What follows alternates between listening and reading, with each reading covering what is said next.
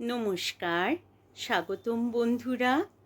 আমার মনের পুজোর আজকের প্রতিবেদনে আমি মূলত একটি রূপক এর সাহায্যে প্রকৃতির মাঝে তপস্বীরত গণেশ দেবকে অর্চনা করার এক ছোট্ট প্রয়াস নিয়েছি মাত্র। এর আগের গণেশ পুজোর প্রতিবেদনে গণেশ বন্দনা ও স্তবের দ্বারা আমি আপনাদের সাথে উৎসবের শুভেচ্ছা ও প্রীতি বিনিময় করেছিলাম।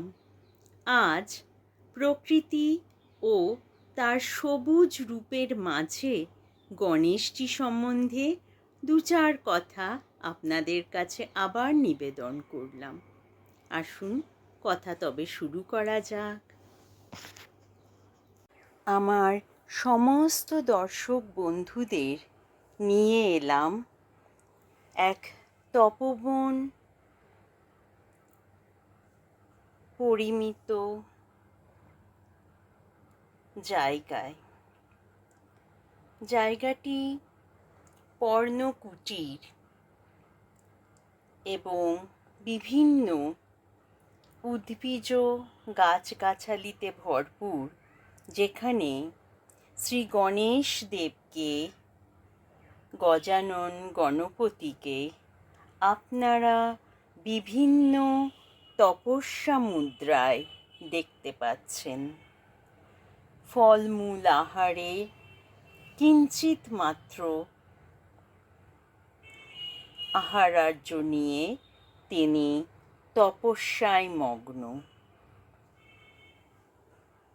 এই তপবনের সমর্পিত জায়গাতে আমরা গণেশ পূজার বিভিন্ন প্রাকৃতিক উপাদানকে তুলে ধরার চেষ্টা করেছি, যেমন দূর্বা ঘাস, যা গণেশ পূজায় সর্বোত্তম শ্রেষ্ঠ মানা হয়েছে, যা সজীব প্রাণোচ্ছল প্রকৃতির স্বরূপ।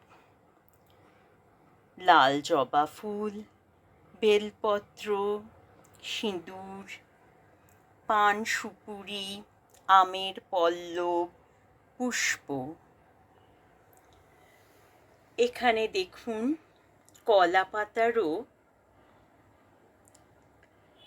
নিদর্শন দেওয়া হয়েছে, পুঁই শাক। এইগুলো নাকি কম বেশি গণেশ পূজায় অর্পিত। আসলে দেব গণেশ, শিবপুত্র গণেশ, গৌরী গজানন, গৌরীপুত্র গণেশ দেব, প্রকৃতির সাথে তার এক অপূর্ব নিবিড় সম্পর্ক। তাই বিভিন্ন প্রাকৃতিক উপাদান তাঁর পূজাতে গ্রহণযোগ্য। এই পূজার বিভিন্ন সামগ্রীর সম্বন্ধে জানতে গিয়ে জানতে পারি যে 21 রকম দ্রব্য দিয়ে তাঁর পূজা হয়। এই 21 রকম দ্রব্য মানব জীবন এবং পৃথিবী ও প্রকৃতির সাথে নিবিড়ভাবে যুক্ত। এই 21 রকম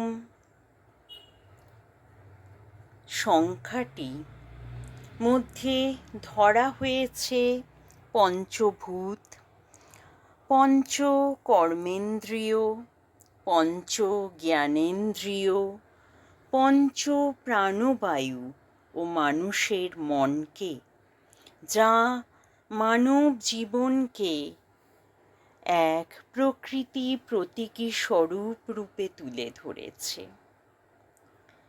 এই পুঁই শাক নাকি গণেশকে এই 21 রকম প্রাকৃতিক ও জৈবিক উপাদানের বাইরে এক লৌকিক আচারে অর্পণ করা হয়। শ্রাবণ পেরিয়ে ভাদ্র মাসের শুক্লা চতুর্থী তিথিতে প্রারম্ভ হয় গণপতির আরাধনা, আর আশ্বিনে কার্তিকে যখন শস্য শ্যামলা ধরণীতে হয় মাতা দশভুজার আগমন ও ও মা লক্ষ্মীর বন্দনা। তার আগে যেন এই শ্রাবণ ভাদ্র সংযোগে এই সবুজ উৎসব প্রাণ ও প্রকৃতিকে একাত্ম করে তোলে। এই তপবনের এক মনোরম চিত্র যথাসম্ভব তুলে ধরার চেষ্টা করতে করতে হঠাৎ করে মনে হলো যে গণেশ পুজোয় কেন তুলসীপত্র অর্পিত হয় না।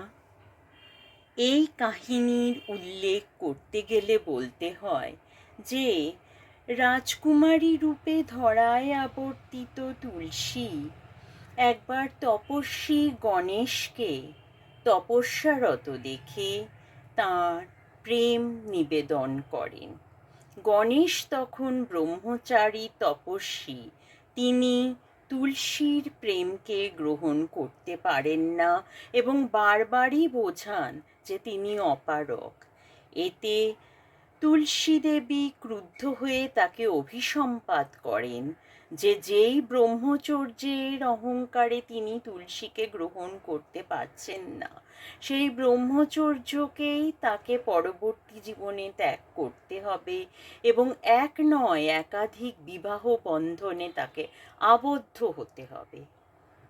গণেশজি আর নিতে পারেন না, তিনি মাতা তুলসীকে অভিশাপ দেন যে দেবী তুলসীরও জন্ম হবে রাক্ষস কুলে এবং বিবাহ হবে রাক্ষসের সাথে।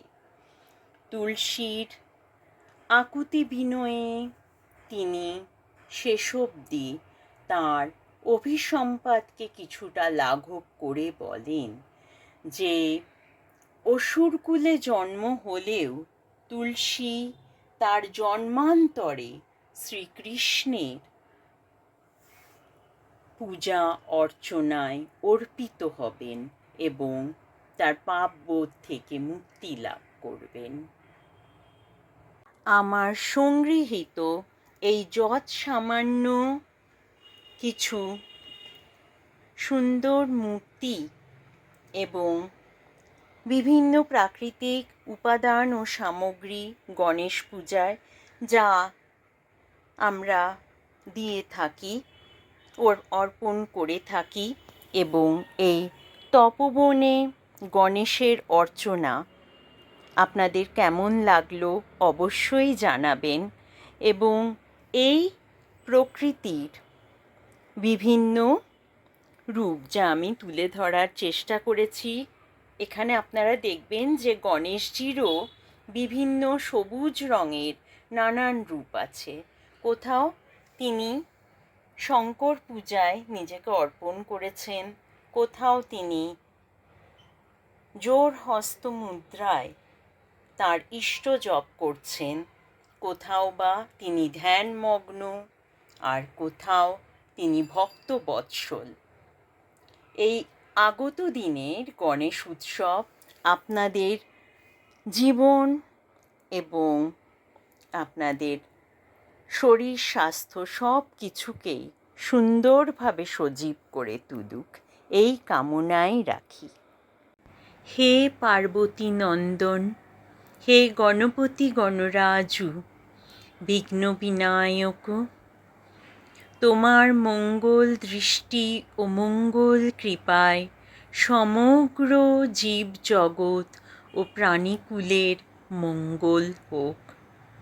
জয় গণপতি বাবা গণনায়কের জয়।